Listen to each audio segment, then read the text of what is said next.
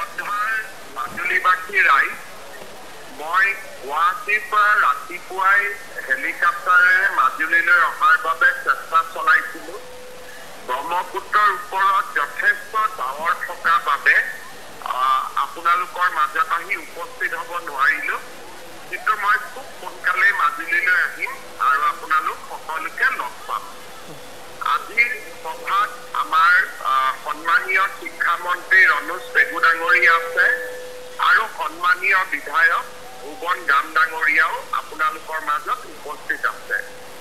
মই কেইটামান কথা আপোনালোকক ক'ব খুজিছোঁ, যাতে আপোনালোকে কথাখিনি বুজিও পাব পাৰে আৰু পঞ্চায়ত ইলেকশ্যনৰ ভোট দিয়াৰ আগতে আপোনালোকে ভাল কৰি চিন্তাও কৰি ল'ব পাৰে।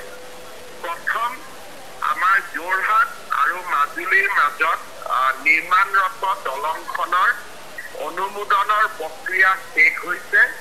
মই ভাবোঁ যে মে' মাহৰ ভিতৰত ইয়াৰ নিবিদা আহ্বান কৰিব পৰা হ'ব আৰু খুব সোনকালে আমি মাজুলী দলঙৰ কাম আৰম্ভ কৰিম। এইবাৰ আমি L&Tৰ দৰে কোনোবা ডাঙৰ কোম্পানীয়ে যাতে কাম পায় তাৰ বাবে আমি ব্যৱস্থা ল'ম, যাতে খুব নিৰ্ধাৰিত সময়ত এই কাম শেষ হ'ব পাৰে। দ্বিতীয়তে, আপোনালোকে জানে যে মই মুখ্যমন্ত্ৰী হৈ থকা অৱস্থাত অৰুণোদয় আঁচনি 815 টকাৰ পৰা 1200 টকালৈকে আমি বৃদ্ধি কৰিছোঁ।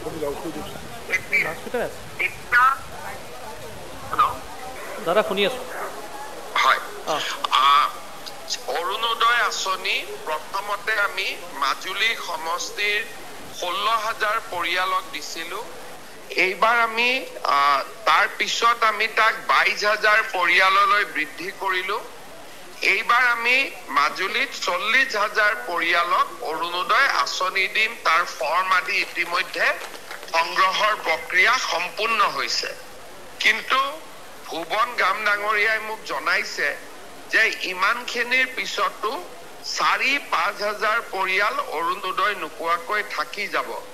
মই আজিৰ সভাতে আপোনালোকক প্ৰতিশ্ৰুতি দিছোঁ যে মাজুলীৰ কাৰণে মই আৰু নতুনকৈ 5,000 অৰুণোদয় হিতাধিকাৰী অনুমোদন কৰিম, যাতে মাজুলী সমষ্টিৰ প্ৰত্যেকটো দুখীয়া পৰিয়ালে অৰুণোদয় আঁচনি লাভ কৰিব পাৰে। শ্ৰদ্ধাৰ ৰাইজ, এইবাৰ আপোনালোকে জানে যে আমি ৰেচন কাৰ্ডত বিনামূলীয়া চাউল দিওঁ। ৰেচন কাৰ্ডৰ জৰিয়তে 5 লাখ টকালৈকে আমি বিনামূলীয়া চিকিৎসা সাহায্য ল'ব পাৰোঁ।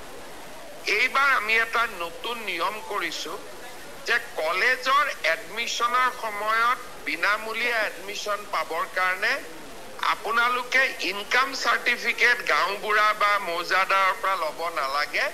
মাত্ৰ ৰেচন কাৰ্ডখন দেখুৱাই দিলে আপোনালোকৰ ল'ৰা ছোৱালীয়ে কলেজত বিনামূলীয়াকৈ এডমিশ্যন পাব পাৰিব। অৰ্থাৎ ইনকামৰ চাৰ্টিফিকেট আমাৰ ৰেচন কাৰ্ডখনেই হ'ব। আমি আৰু বেলেগ কৰি কাৰো পৰা প্ৰমাণ পত্ৰ ল'ব নালাগে।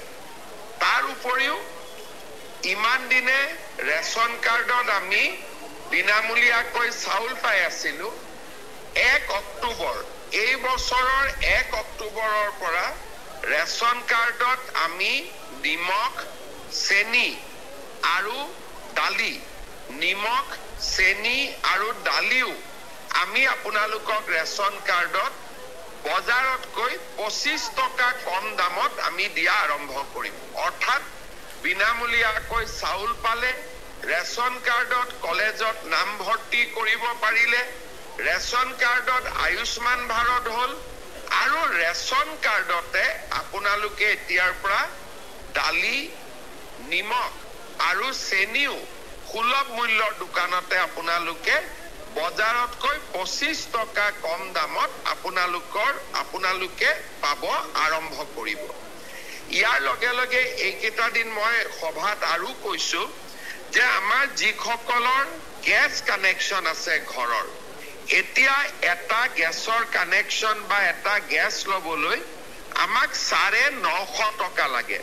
মই চেষ্টা কৰিম যাতে গেছৰ দামো কেইমাহমানৰ ভিতৰতে 200-300 টকা আমি কমাই দিব পাৰো, যাতে আমি সুলভ মূল্যত দালিও পালো, চেনিও পালো, চাউলো পালো, আৰু সুলভ মূল্যত আমি গেছৰ চিলিণ্ডাৰো পোৱা আমি আৰম্ভ কৰিলো। ইয়াৰ উপৰিও এইবাৰৰ পৰা মেট্ৰিক পৰীক্ষাত যিমান আমাৰ কেণ্ডিডেট থাকিব তেওঁলোকে যাতে বজাৰৰ পৰা নোট কিনিব পাৰে, কিতাপ পত্ৰ কিনিব পাৰে, সেইবাবে আমি মেট্ৰিক পৰীক্ষাৰ কেণ্ডিডেট সকলকো মাহত 300 টকাকৈ তেওঁলোকৰ একাউণ্টত এটা বৃত্তি দিয়াৰ বাবে সিদ্ধান্ত গ্ৰহণ কৰিছো। ইয়াৰ লগে লগে মাজুলীৰ আই মাতৃসকলে চিন্তাত আছে যে আমি 10,000 টকাটো কেতিয়া পাম আমাৰ আত্মসহায়ক গোটৰ। ইতিমধ্যে বিহালী সমষ্টিত আমি যোৱা 1 এপ্ৰিল তাৰিখে 10,000 টকাটো বিতৰণ কৰিলো। পঞ্চায়তৰ ইলেকশ্যন আহি পোৱাৰ কাৰণে আমি মাজুলীলৈ যাব নোৱাৰিলো। মই আজিয়ে ভুৱন গাম ডাঙৰীয়াক অনুৰোধ কৰিম যে মে' বা জুন মাহত এটা নিৰ্দিষ্ট দিন ঠিক কৰি মোক মাতি দিলে হ'ল। মই মাজুলীৰ আই মাতৃসকলক আত্মসহায়ক গোটৰ 10,000 টকাটো বিতৰণ কৰি মই আপোনালোকক যিটো মোৰ প্ৰতিশ্ৰুতি আছিলে মই প্ৰতিশ্ৰুতিটো পূৰণ কৰিম। আৰু লগতে মই আজি আকৌ এবাৰ কৈছো যে মে' মাহ বা জুন মাহত যিকোনো এটা দিন ভুৱন গামে যোনদিনাখনেই ঠিক কৰে সেইদিনাখনেই মই গৈ আপোনালোকক 10,000 টকাকৈ বিতৰণ কৰি দিম। লগতে এই 10,000 টকাটোৰ ভাল ব্যৱহাৰ হলে দিবৰ বাবেও সাজু থাকিম। শ্ৰদ্ধা ৰাইজ, কংগ্ৰেছক ভোট দিলে আমি লুঙি পাওঁ, কংগ্ৰেছক ভোট দিলে আমি ধুতি পাওঁ, কংগ্ৰেছক ভোট দিলে আমি সূতা পাওঁ, কম্বল পাওঁ আৰু আমি আঁঠুৱা পাওঁ। কিন্তু বিজেপিক ভোট দিলে আমি অৰুণোদয় পাওঁ, নিযুত মইনা পাওঁ, বিনামূলীয়াকৈ কলেজত নামভৰ্তি পাওঁ, বিনামূলীয়াকৈ 1 পইচা খৰচ নকৰাকৈ আমি চৰকাৰী চাকৰি পাওঁ। এতিয়া আমি বিজেপিক ভোট দিলে কম দামত দালি, নিমখ, চেনি, গেছ আমি কম দামত পোৱাও আমি আৰম্ভ কৰিম। তাৰ লগে লগে মহিলাৰ 10,000 টকাটো মে' আৰু জুন মাহৰ ভিতৰত পাই যাব। গতিকে আপোনালোকে চিন্তা কৰক যে কংগ্ৰেছক ভোট দিলে লুঙি আৰু ধুতি, বিজেপিক ভোট দিলে অৰুণোদয়, নিযুত মইনা, বিজেপিক ভোট দিলে বিনামূলীয়া চাকৰি, বিজেপিক ভোট দিলে চাৰিওফালে উন্নয়ন আৰু প্ৰগতি। মই আপোনালোকক অনুৰোধ কৰিম যাতে মাজুলী বিধানসভা সমষ্টিৰ জিলা পৰিষদ আৰু আঞ্চলিক পঞ্চায়তৰ প্ৰাৰ্থী আপোনালোকে বিজেপি দলত আৰু আমাৰ মিত্ৰ দল এজিপিক ভোট দি জয়যুক্ত কৰে। আৰু য'ত য'ত আমাৰ গাঁও পঞ্চায়তৰ সদস্য উঠিছে তাত আপোনালোকে নিজে ভালকৈ ভাবি চিন্তি, আমাৰ বিজেপিৰ 2-3 জনো কৰবাত উঠিছে, যিগৰাকীকে ভাল আপোনালোকে পায় তেওঁকে ভোট দি জয়যুক্ত কৰিব। আৰু তাতে আমাৰ চিম্বল নাথাকে, কিন্তু আঞ্চলিক আৰু জিলা পৰিষদ আপোনালোকে যেন নিশ্চিতভাৱে পদুম ফুলৰ ছবিত ভোট দি আমাক যাতে আপোনালোকে আশীৰ্বাদ কৰে। শ্ৰদ্ধা ৰাইজ, মে' মাহত মই আই মাতৃসকলক ধন বিতৰণ কৰিবৰ বাবে ভুৱন গামে আজিয়ে ডেট এটা এনাউন্স কৰি দিব আৰু সেই ডেটতে মই আপোনালোকৰ মাজত আহিম। পুনৰ মাজুলী ৰাইজক মই মোৰ 100 কোটি প্ৰণাম জনাইছো। মোৰ লগত আপোনালোকে একেলগে কব, ভাৰত মাতা কি জয়, ভাৰত মাতা কি জয়। বহুত বহুত ধন্যবাদ। জয় হিন্দ, বন্দে মাতৰম। ঠিক আছে দাদা।